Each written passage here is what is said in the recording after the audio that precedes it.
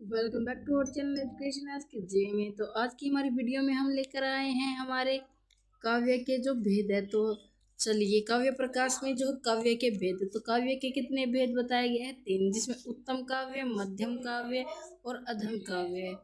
तो आइए आइए हम शुरू करते हैं सबसे पहले उत्तम काव्य से। तो उत्तम काव्य क्या है? उत्तम काव्य क्या है?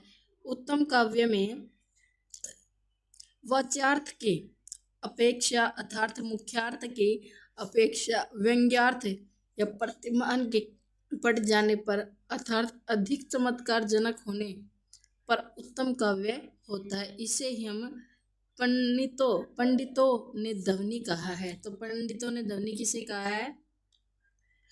जो अधिक चमत्कार जनक हो या अधिक प्रत्यमान बढ़ जाने पर जो वाक्य बनते हैं उन्हें क्या कहते हैं? हम उत्तम काव्य कहते हैं। तो इसका एक जो उदाहरण है वो ये है कि मिथ्यावादिनी दूती वाध्यन वजन सयाधि पंडिता वापी सतु मितो और गतासी ने पुनसता सया धीमा अश्या। जिसका अर्थ है, हम आगे पढ़ेंगे, तो जिसका अर्थ है, हे झूठ बोलने वाली, प्रियजन की पीड़ा को न समझने वाली, झूठी तू तो यहाँ झूठी तू से बावड़ी पर स्नान करने गई थी, न कि उस अधम यह जो नायक है के पास, क्योंकि तेरे सपनों के कोर का चंदन पूर्णतया छूट गया है, तेरे अधर की लालिमा साफ हो गई। यानी कि बहुत ज्यादा जो चमत्कार उत्पन्न हो रहा है इसमें भी उसके बहुत ज्यादा गुणगान किए गए हैं। आगे क्या है इसमें? आगे हो गई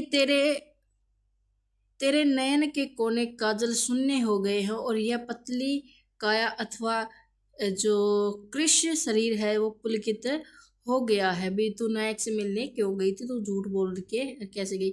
यहाँ पर उस नायक के पास ही तू रमन करने के लिए गई थी। यह मुख्यतः अधम शब्द से व्यंग्यार्थ निकलता है। तो ये हमारा क्या है? उत्तम काव्य है।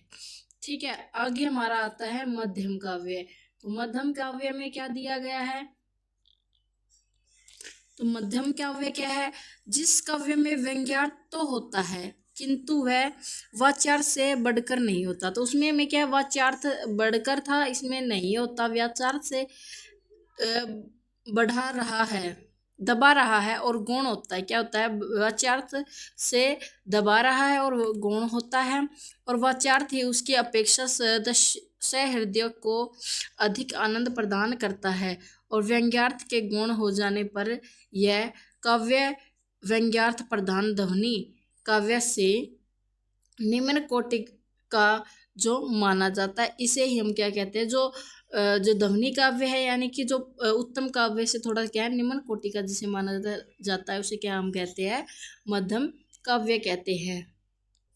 जिसका उदाहरण है, उदाहरण ये करते हैं हम उदाहरण, ग्राम तरुणम तरुणया नव्या मंजूरी सनाथकम पश्चात्या भवती मुहुनि तरंगा मलिन मुख छदया।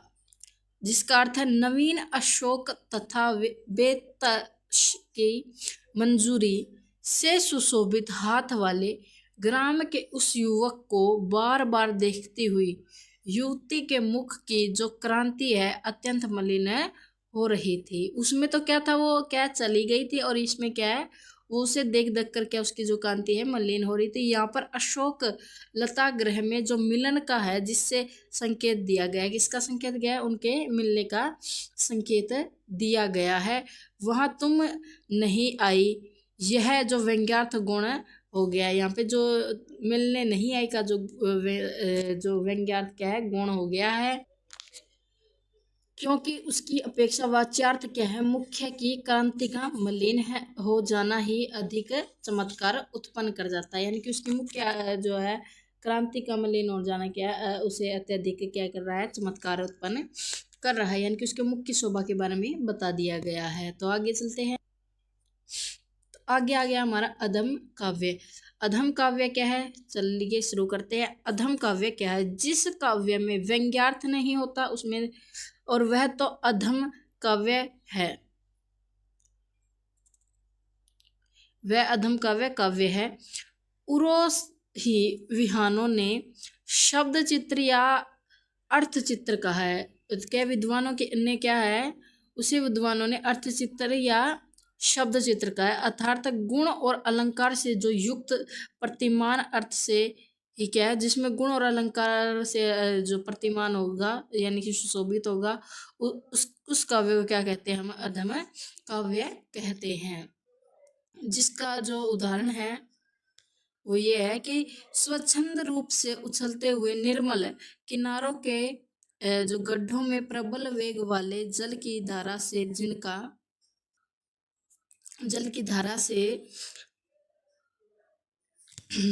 जिनका अज्ञान नष्ट हो गया है, ऐसे महर्षि, कौन ऐसे महर्षि के साथ जिस पर स्नान तथा सन आदि दैनिक कृत्या करते हैं, जिसकी कंदरा में बड़े बड़े मेंढक दिखलाई देते हैं तथा दीर्घ एवं समृद्ध वृक्षों के पतन से बढ़ने वाली बड़ी बड़ी जो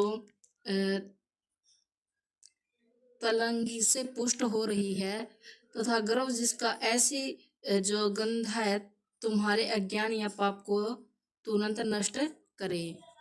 तो इस प्रकार से क्या है, इसमें क्या है, चमत्कार। और जैसा कि हमने अभी पीछे पढ़ा है, क्या बताया था कि इसमें क्या होगा, शब्द चित्र और अर्थ चित्र क्या हो, अलंकृत हो गए गुण। इसमें क्या विद्वानों ने कहा है, गुण और अलंकार से जो युक्त होगा उसे हम क्या कहते हैं, अधम काव्य कहते हैं। ठीक है। और यहाँ पे क्या हो गया,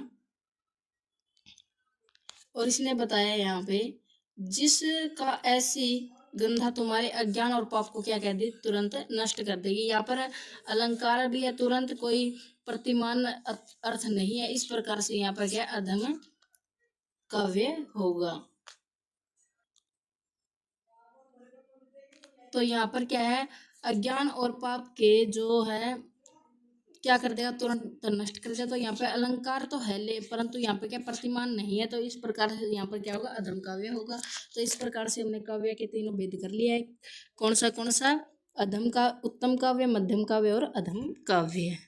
तो ऐसी वीडियो के लिए हमें सब्सक्राइब कर ले, और वीडियो चाहिए